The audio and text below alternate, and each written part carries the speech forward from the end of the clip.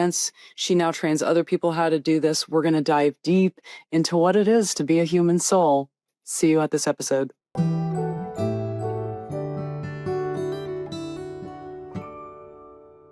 Hello, everybody, and welcome to this episode of Next Level Healing. I'm your host, Dr. Tara Perry. My guest today is Dr. Linda Backman. She is a licensed psychologist with more than 45 years of experience in private practice. She has studied, co-taught, and co-established the Society for Spiritual Regression, now the Newton Institute. She did this with pioneering therapist and best-selling author Dr. Michael Newton. He is well known for his epic best-selling book, The Journey of the Souls. Dr. Linda has conducted thousands of past life and between life hypnotherapy regression sessions. Welcome, Dr. Linda. Thank you, Tara. It's lovely to be here. So I'm a huge fan of this work. What was the beginning when you realized, wow, this is so powerful, and when people resolve things in past lives, this life can actually get better? Well, I'll work hard to make this story short, but I didn't believe in any of this until about 32 years ago. I was a conventional psychologist prior to falling into this kind of work. And very long story made short, back in the 90s, I had a colleague who in his early 30s passed from a type of lung cancer. And back then I knew little or nothing about soul, past lives, any of that. He passed, and within about 48 hours, I began to intuitively sense he was talking to me from the other side. That was completely not on my radar.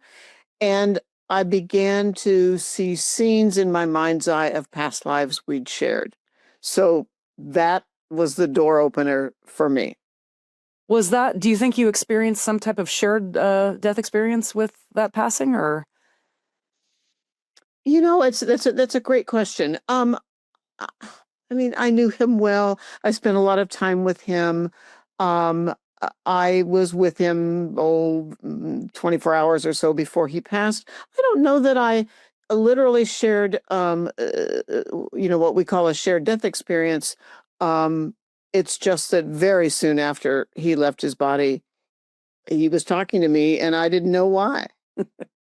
When did you discover how important this was for our mission, if you will, on planet Earth? Well, what happened in simple terms is that I sort of had this kind of fancy word, bifurcated response. I had two responses.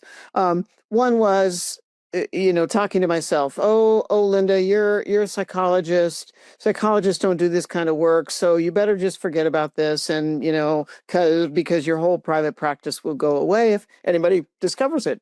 But another part of me was completely fascinated, and again, making lots of long stories short, I was married. I'm still married to the same person.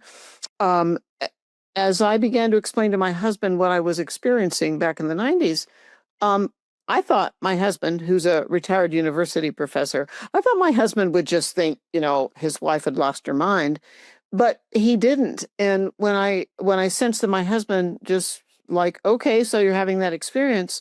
So I said to my husband, why aren't you weirded out about this? And basically what my husband said, today I know this was all, you might say, planned at the soul level. My husband said, and we were both in our middle 40s at the time. My husband said, I think I blocked out something from my childhood. And I said, what are you talking about?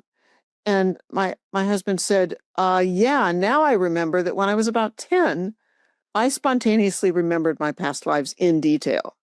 And he said, but I just pushed it all aside because nobody in my world ever talked about that. So that was permission for me to let my fascination take me down, the the path of learning. And as I gradually learned how to guide past life and soul level regression, then I found, as we discover who we are, why we are, where we come from, for what reason we came into body, and lots more, it's like, oh, this explains all kinds of things. And what's the difference between past life regression and soul level regression? Yeah, that's a great question.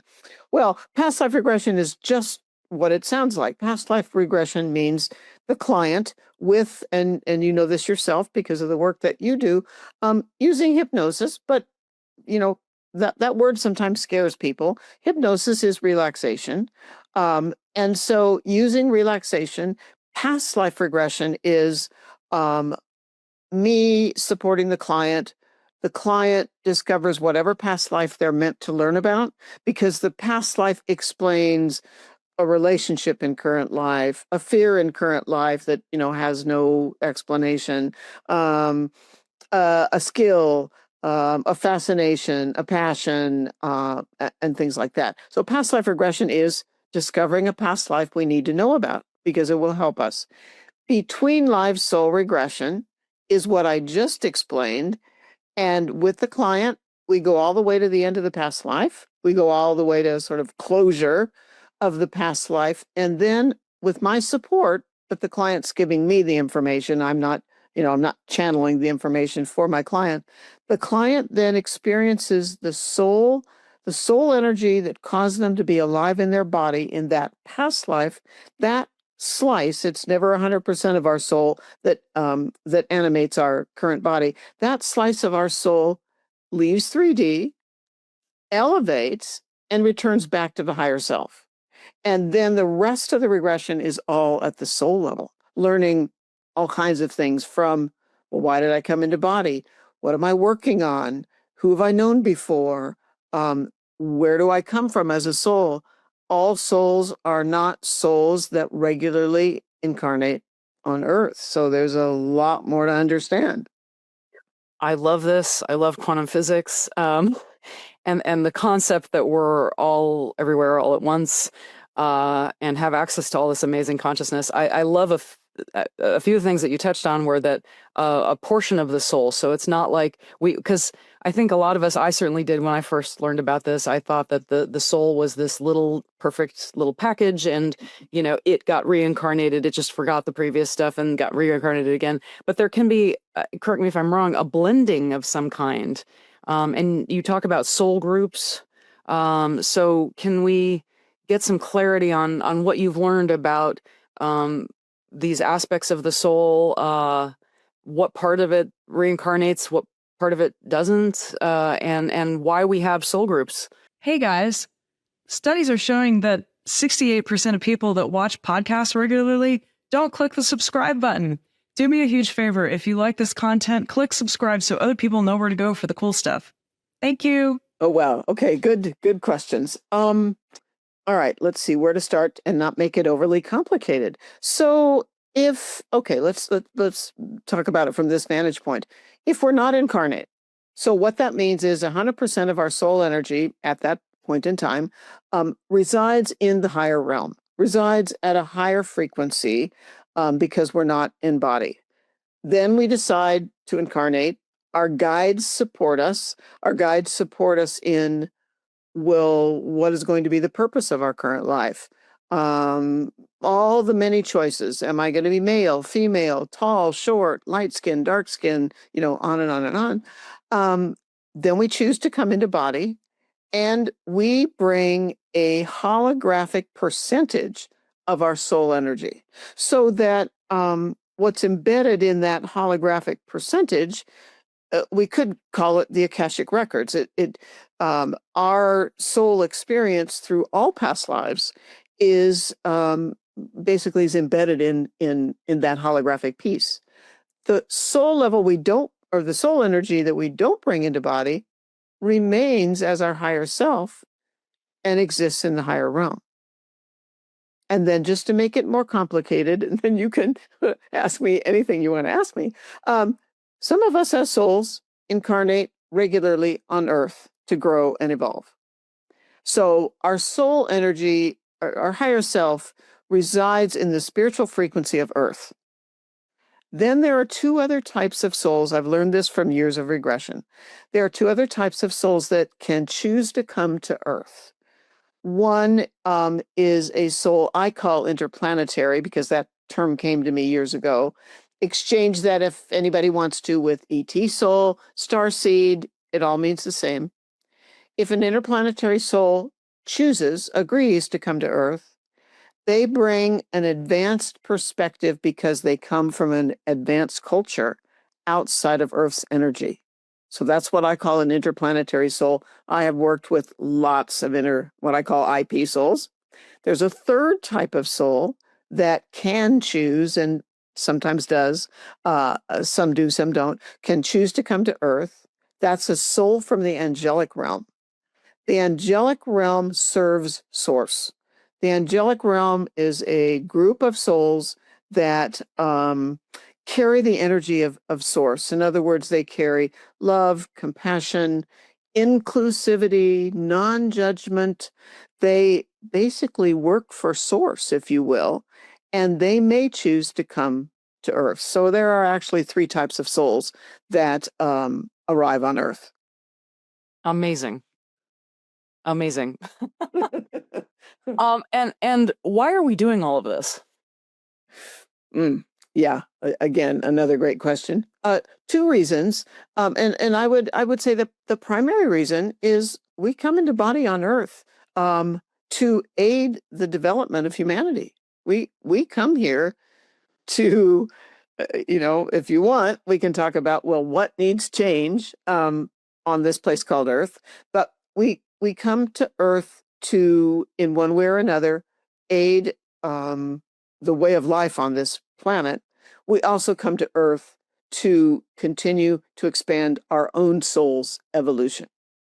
How is it that, I mean, if all of us have this, does everybody have a higher self? Sure, because if you're in body on Earth, you don't have 100% of your soul energy. You always are connected to where your soul comes from through almost like a tether to your higher self. And what's the relationship between higher self and Source? Yeah, good question. Yeah, and that's a little bit more complicated to explain. So Source, and again, I've learned this from client after client after client over lots of years. What we as humans call Source, and of course you can pick your words, you could call it the divine, great spirit, God, whatever you choose to term you choose. Source is mandated to do what they can to guide us when we're in body on Earth to make healthy choices, to aid this human culture. And so through a series, you might say, of steps to connect with Source. Source is the higher, more highly evolved energy that seeks to aid humanity. But Source doesn't come down here and fix things. It's our job as humans to advance this culture. And It seems when you look around at humanity, often it's like, oh my gosh, what are we doing to one another? It seems that we're forgetting an awful lot of love, divine, caring. Why do we do that? Because we have free will when we're human. We come into the human body. One of the unique qualities of human incarnation is free will, which was determined long ago when souls began to incarnate on Earth. It's like, oh, and you might say, and I've heard this in many regressions, it was a little bit of an experiment. So, okay, here's this culture called Earth. We're going to have intelligent incarnation on Earth. And we all have spiritual guides. We can talk about that. We as higher beings, not just Source, but other spiritual guides, we as higher beings are going to do what we can to guide these souls in body called humans. But when we get here, we have free will. We can go against any plan we made before we came. Are some souls sort of more human, earthly souls, and others are maybe perhaps from other dimensions? What would the percentages of each be? How does that all work? Yes. Okay. Again, perfect.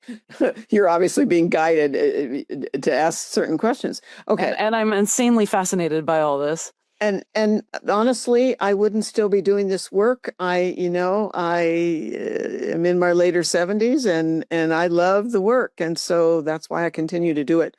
Okay, the vast majority of humans are what, and here's the term I was given again in regression. The vast majority of humans are earth-based souls. Now, sometimes people think I'm saying earthbound. That's a different spiritual term. An earth-based soul is a soul that grows and evolves almost exclusively in the body on earth over and over and over and over. About 90 to 95% of all humans are earth-based souls at different levels of evolution. So we have younger earth-based souls, and we were all once young souls. There's nothing wrong with being a young soul. So about 90 to 95% of humans are souls that almost exclusively incarnate on Earth in the human body. Then 5 to 7% or so of humans are a mix of highly advanced Earth-based souls and then interplanetary souls that come from advanced cultures and angelic realm souls who are also rather advanced because they directly serve Source. And tell us about the Akashic Records. How many of the people that you've worked with have dealt with the Akashic Records, learned from the Akashic Records, managed them? Well, okay. When a regression client taps into, with my support, but when a regression client taps into and learns about a past life, they are tapping into their own Akashic records. They are learning about, usually it's one life per regression. They are learning in detail about one of their lives that directly relates to now in their current life. So again, it's almost like they're walking into their library of lives and like pulling a book off the shelf, so to speak, and learning about the life that is, just to use that as a metaphor, in that story is a book on a shelf.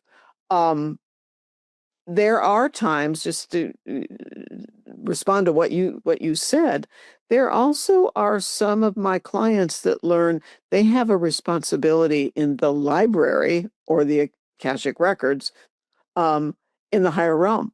They carry a coordination responsibility of all those records, obviously held energetically, in the Akashic Records.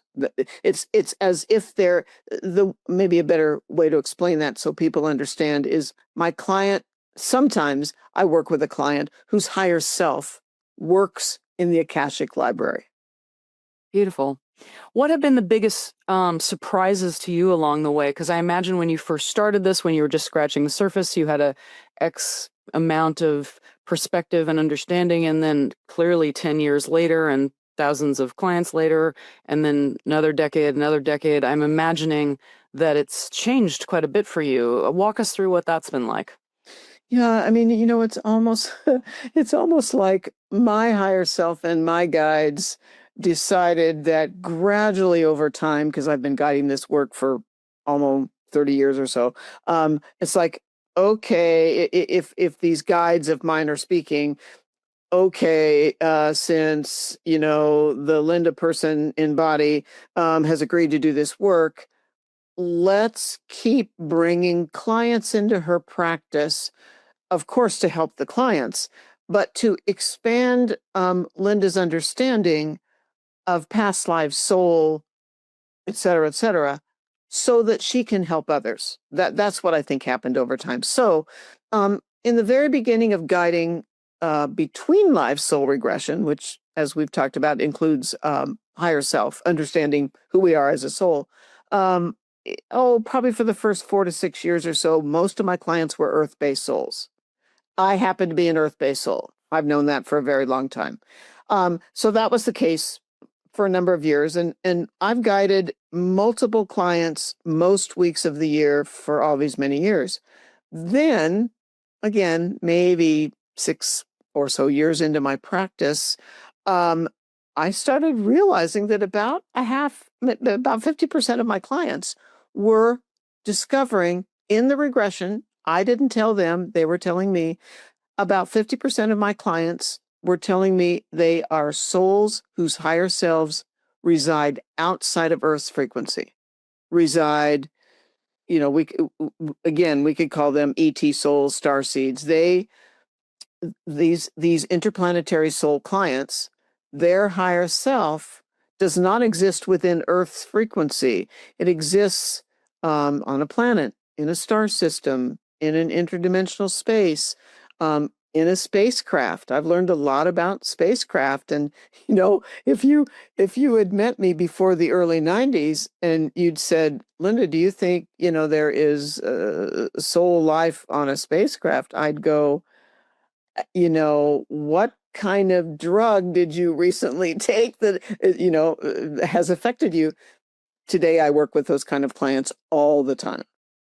And I think once one starts to wrap their brain around multiple dimensions, I love the story about Lineland, what life looks like when it's one dimension, and then when it's two dimensions, it looks like a piece of paper. And then when two dimensions is trying to imagine three dimensions, what can two dimensions understand about a sphere except it's either a dot or a circle? And that's, you could spend your whole lifetime trying to understand a sphere, but if you can only see two dimensions, that's all you get. So Right. if you think of three dimensions to four dimensions to five dimensions, we've got very limited tools to cognitively understand these things. But then once you think, oh, okay, that's, when you start dipping into the quantum physics world, give us your take on as you've dived into quantum physics and what that actually reveals to us and what that means to humanity. Do you have any words of wisdom on that, or what your thoughts were as you learned about this realm of science? Well, obviously I'm, as a licensed psychologist, I'm trained scientifically in that respect. The bottom line is that soul is consciousness, and consciousness can't be destroyed. What it makes me think about is a beautiful organization that I donate time to that is tied to working with families, especially parents who've had a child transition. And, what's awesome about this organization is they teach about the continuity of soul. And so they basically say, and I completely agree with this, one of their bylines is there is no death. Yes, there is human death. The physical body, the cardiopulmonary functions cease when we pass. But the soul consciousness, looking at quantum physics, and I'm not a physicist, I'm not an astrophysicist, but what I know is our soul never ceases. So that's why my colleague could talk to me 48 hours after he passed. He was simply in energetic form. And also, I'll add this piece in, which people, especially people who have been or are very acutely grieving the passing of someone, when a human, as humans we say die, when a human transitions or passes, the slice of their soul that caused them to live and breathe, obviously, as we've already talked about, steps out of that human container, that human body. That slice of soul for a period of time remains close to Earth, sort of hangs out close to Earth. And that the purpose of that is sort of twofold. That soul is wanting to be as helpful to loved ones in body as possible. But that soul energy is also adapting to, oh my gosh, I'm not in a body. How did it, especially in a sort of a death that was unpredicted. So there's an adjustment, but that soul energy remains. It cannot be obliterated. And I also don't want people listening to think, oh, after a week, after a month, we can't connect with our loved ones. That is not true. So that's not what I'm suggesting. So quantum physics basically explains consciousness is not material and is permanent. How many sessions do people typically work with you before they start seeing major shifts in their lives? More often than not, to be completely honest, one session. I thought you were going to say that. Oh, really? Oh, interesting. Well, Interesting. this stuff is powerful. I mean, I get it. Yeah. And once you can get a change in perspective, I love to say a change in perspective is worth 80 IQ points. Yeah, I mean, that's an interesting question, and I love that is what you expected. The longer regression that I guide is a 3-hour regression. And that's not regression for 3 hours. That's interview and processing and all that. But yeah, I certainly do work with some people more than once. But clients seem to discover, yeah, I'm going to back up. Let me say it this way. Because what clients learn from a regression is completely guided, coordinated by their higher self and their spiritual guides, the content of the regression is tailored for that particular point in time in the life of the client. So often I work with someone one time. Do you find that people might work with you and then come back a decade later and say, I have another issue in my life? I'd like to get some clarity on that. Oh, for sure. For sure. I mean, I had someone last week, I think maybe I worked with her 6 or 8 years ago. Um, and I always say to clients, you're not going to receive the same information in your subsequent regression. You're going to learn what you need that's based on what you're doing in your life at that moment. Beautiful. Can you tell us a couple of stories? Of course, you can change names and facts and all that, but just some issues that people were struggling with, what came up in their session, what they learned about themselves, lives, a loved one that just completely made a difference in their lives? Well, let's see. One comes to my mind initially. This is a woman, 60s, late 60s. And this is not always common for my clients, but in this woman's case, um, she she was not she's not Christian in the sense of being so dogmatic that everybody else was wrong and she was right. Not in that way, but she was still an active churchgoer, if we put it that way.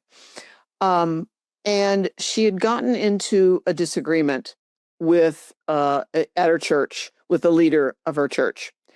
And she was so distressed when she came for the regression because she just kept saying, this actually, I believe, if I remember correctly, was the minister of her church.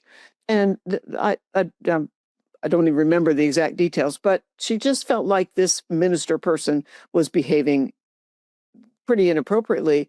And my client just struggled. And my client was just a pretty put together woman, but she was really struggling until I guided her regression.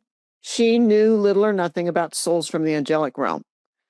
But when I guided her regression, my client discovered she is what I call an angelic realm soul that directly serves Source. And Source is love, compassion, inclusivity, appropriate behavior, all those things. And when she shocking to her, shockingly discovered that she is an angelic realm soul, it's like, oh, no wonder, she might have said, no wonder I'm not coping well with this person who's supposed to be a spiritual leader, in her opinion, was making inappropriate behavioral choices. It's like, okay, no wonder it bothers me so much. I've got to sort of let this be. Humans make choices. But she understood her whole perspective of how she viewed, how people should act. Beautiful. Have you seen physical health issues change or go away as a result of recognizing things in a previous life? Oh, absolutely. Can you I give us some mean, examples of that? yeah, I mean, that's a great question. Again, one that pops in. It's funny. It's interesting what pops into my mind. Um, I remember having a client. I actually was working outside the United States. I can see where I was. I actually was in France. And uh, as I was guiding this client through her past life, and she was not to the end of the past life as yet, she hadn't been coughing. She didn't have a cold. She didn't seem to be sick. But before we reached the final scene, and I'll just say to listeners, if they have a regression, in a regression, you're not going to feel like you're dying. You're simply going to know how you died in the past life. But before we reached the final scene, she started coughing, and she had troubles, stopping the cough. And we got to the final scene, and she was hung. She died hundreds of years ago. That is not totally unusual. She was hung. She had had repetitive wintertime, like bronchitis and, all these sort of upper respiratory issues for years. And I haven't had contact with her in a long time, but I remember her telling me sometime after the regression that that all those respiratory illnesses stopped happening every winter. And why do we think that is? Is it when you see that it's something that happened in the past and you're no longer in the past that the emotional, energetic blockage is allowed to leave?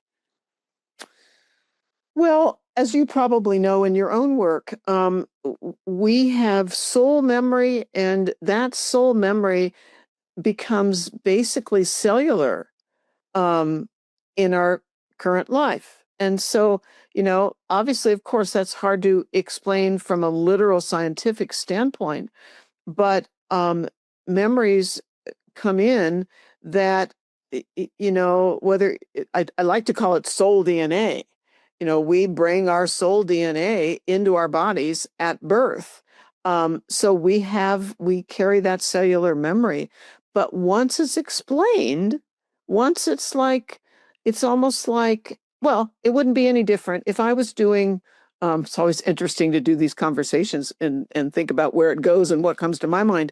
If I was working with the client as I used to in conventional psychology, and that client had, that client had a fear that was unexplained. And then we brought in a family member, and the family member said, "Oh, when you were 2 years old in your current life, when you were 2 years old, you had a terrible case of spinal meningitis. We thought you were going to die. You don't have conscious memory of that, but that's why you're always afraid you're going to die in current life." Well, the same thing is true discovering past life trauma. It's almost like a key in a lock. I worked with somebody with that issue just today. Oh, wow. And it is wonderful to see how quickly things can just go poof once you unlock the original inciting incident. Yeah, when you talk about poof, then just one other quick thing that pops in my mind, and this is this kind of organic process of conversing with you. When my colleague passed back in the 90s, my colleague and I were just good friends. My colleague at times played golf with my husband. Our daughter sometimes babysat for my colleague's daughter. But when my colleague passed, I missed him more than made any sense to me at all until I discovered past lives with him.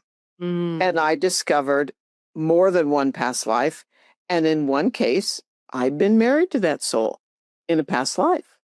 And it's like, oh, no wonder I have these yearnings. And once I discovered the past lives, then all that, missing him at a sort of a gut level just began to let up. I'm guessing that it would be rather difficult for you to go find your own past lives on your own. Do you work with somebody when you want to experience your past lives? Yeah. I do.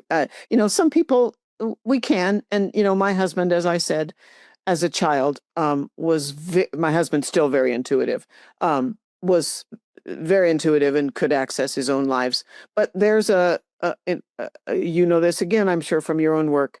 When I'm guiding the client, I can guide them to relax and go deeper.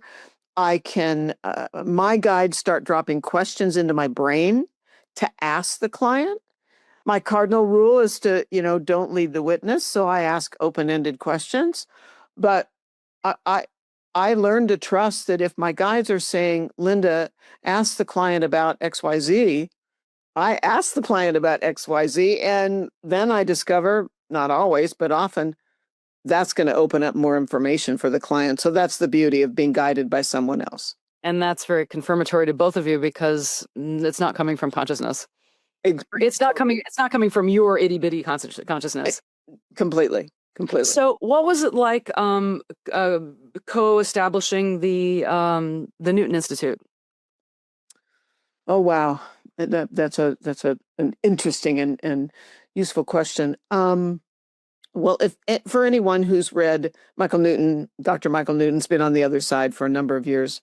So for people that have read one or both of his first books, Journey of Souls and Destiny of Souls, Michael started doing this work, back in his 30s. He didn't write books or train anyone until he was in his late 60s. So I came upon him, I met him, if I remember correctly, he was somewhere in his late 60s. And I honestly, when I took his first formal training, and I said to him after that training, this literally said, Michael, you need an organization of people that do this work. And so, that's how the organization began. But for any of us, and I train people in the work and have for many years, for those of us doing the work now, we've added on layer after layer after layer of information that Michael Newton had not yet uncovered, because I consider him the grandfather of the work. And others of us, came after him to add on a lot more detail. What does the program currently look like, and who would be a good candidate for that? Ooh, okay. Well, first of all, it's my belief, and this is how I run my trainings. I don't believe that someone has to be a formally credentialed master's level counselor, doctoral level counselor, life coach. That's fine, and those kinds of people do take the training. I find anyone who is intuitive and has begun to learn how to use their intuition and feels called to do soul level work are the people that decide to, and I accept them readily into training. I do have people that take training simply to, you might say, edify themselves, to learn more about soul, and they don't ever do it in a private practice. But yes, many of the people do go on to either add it to an existing practice, a massage therapy practice, an acupuncture practice, a life coach, whatever it is. And so when the trainings that I offer are two levels. Level one is past life regression, learning how to guide past life regression without the soul level piece. Then level two is soul level regression, and I do my darndest to pack as much soul information that I can, that I've learned over 30 years of guiding clients. And I'm guessing this can be done online, or is it in person? Well, yeah, that's a good question too. Of course, in the past, I have taught the level one live online. Well, years ago, I taught it literally live in person. I've taught it level one and level two live online. Currently, what people do if they want to take both levels is the level one course is a video course that they can purchase and take. And we have an ongoing chat group for people to ask questions and process their client practice sessions. Then I'm actually going to teach another live course. During COVID, I've stopped teaching live courses for a period of time. But in 2026, beginning in March, I will teach a 12-session live online level 2, which is between life soul regression training course. Fabulous. And how many hours are the level 1 and level 2? Do you know? Well, level two is 12 hour-and-a-half live classes that are all recorded. And then we always have an ongoing chat group because people need to ask questions and say what's happening as they start practicing and that sort of thing. So whatever 12 times 90 minutes is, that's the length of time. Then people have the option of becoming certified. And that means they need to go out and practice.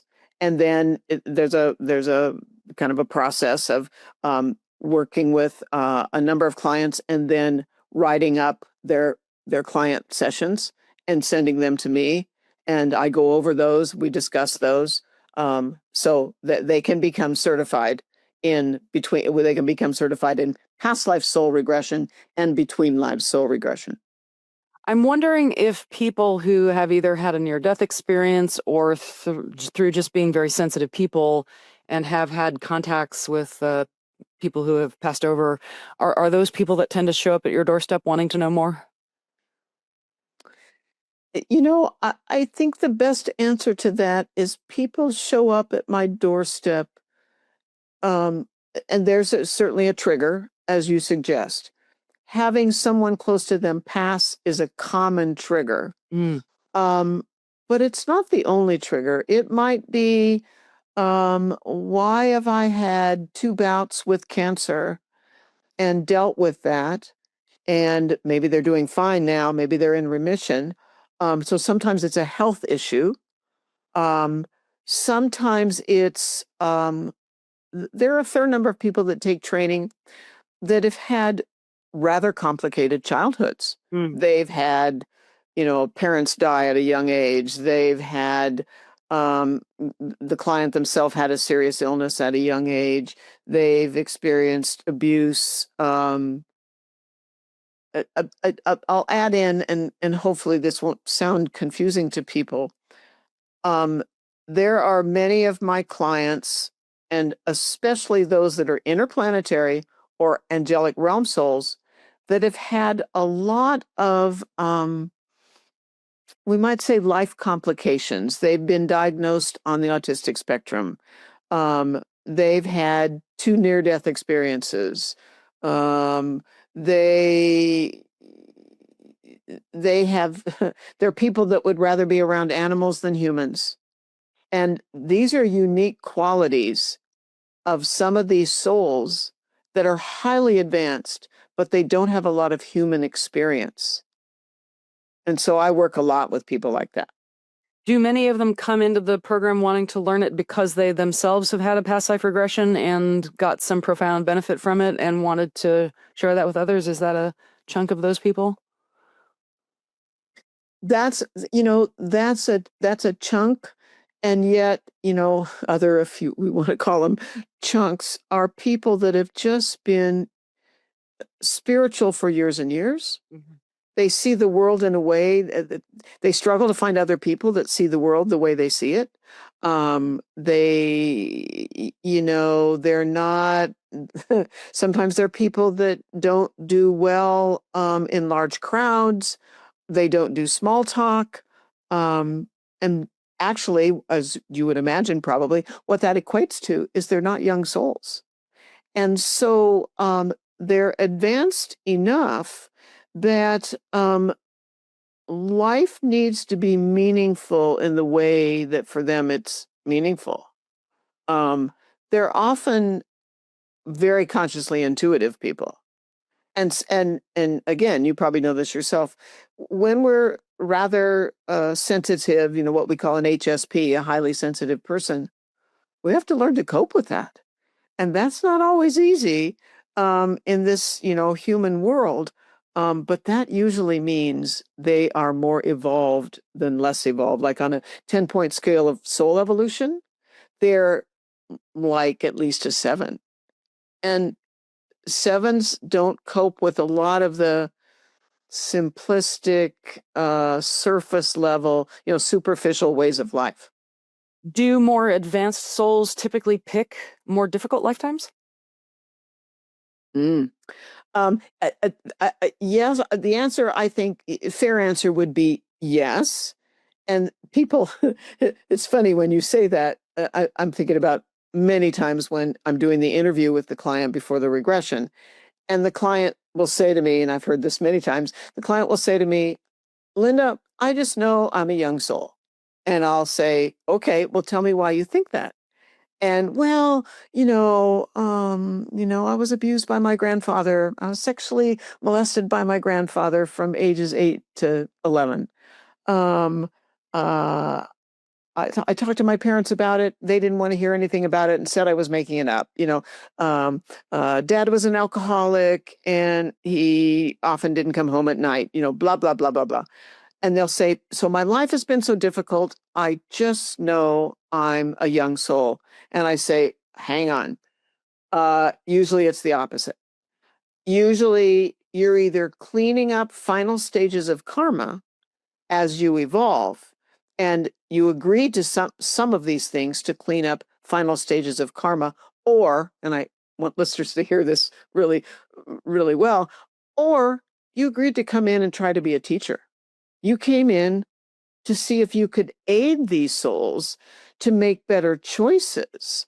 And you stepped into this family that is, dysfunction, again, at a 7 or an 8 on a 10-point level of dysfunction. And you were hoping you could teach them, but they weren't ready to learn. So that does happen.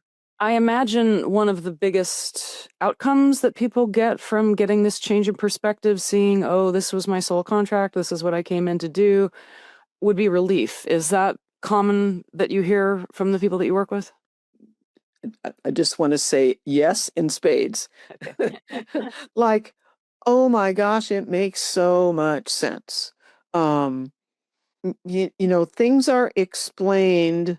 I'll just say this briefly, without going into a lot of detail. Probably like you and like me, I have issues I've had to work on in my own life. I have no idea what you're talking about. I'm sure. and so Getting explanation point. I'm going to make this a little generic to not out someone in my life and in my family, but I have a family member, a close family member that I never was able to get along with, even as a child, and then there have been complications, for years and years and years, and I now actually have no contact with this family member out of the choice of the family member. But when I discovered a past life where this comes up a relative amount with clients. I have a past life during the Holocaust, which is a common time for past lives to surface, common era of time for clients to discover past lives. I have a past life during the Holocaust, and there was great trauma. The soul of this person inflicted harm on me, and they're not interested in me explaining what I know, in current life. But for me, once it was explained through the past life, it's like, I get it. And then I was just able to just move on in my own life. If you were to go back and talk to 10-year-old Linda for 2 minutes, what would you like to say to her?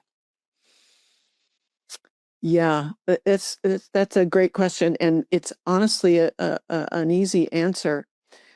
I would say to 10-year-old Linda, because this is in fact what was going on for me around the age of 10, I would say, Linda, you've reached the age where you've learned that animals die, people die. You've learned about death, now that you're 10. And you question that people just go away, like a person dies and they just are gone and don't exist anymore. And at some level, that doesn't make sense to you, but you can't explain it.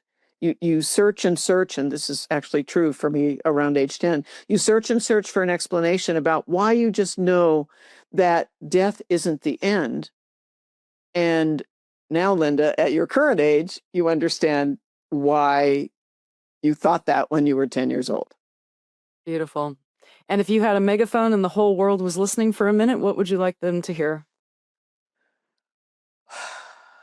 I would say treat every human as equal to you. Your needs matter. Every other human on this planet, their needs matter, and you are equal to each other.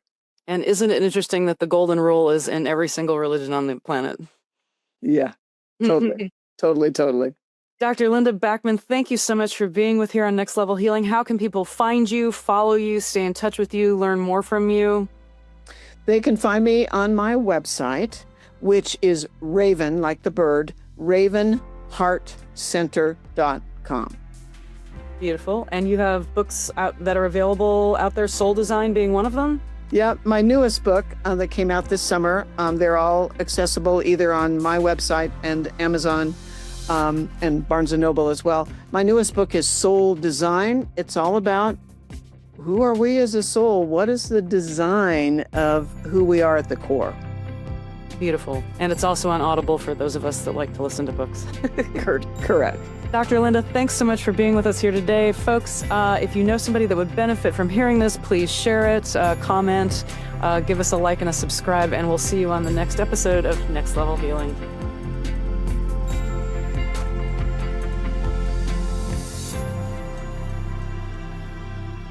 This podcast is intended for the purpose of providing information and education. It does not provide advice and is not meant to be used for any self-diagnosis or the replacement of any kind of licensed professional. The creators and individuals appearing here do not endorse any specific tests, positions, medications, products, or procedures. The views and opinions expressed in this podcast are of the speakers and do not necessarily reflect the views or positions of any entities they represent.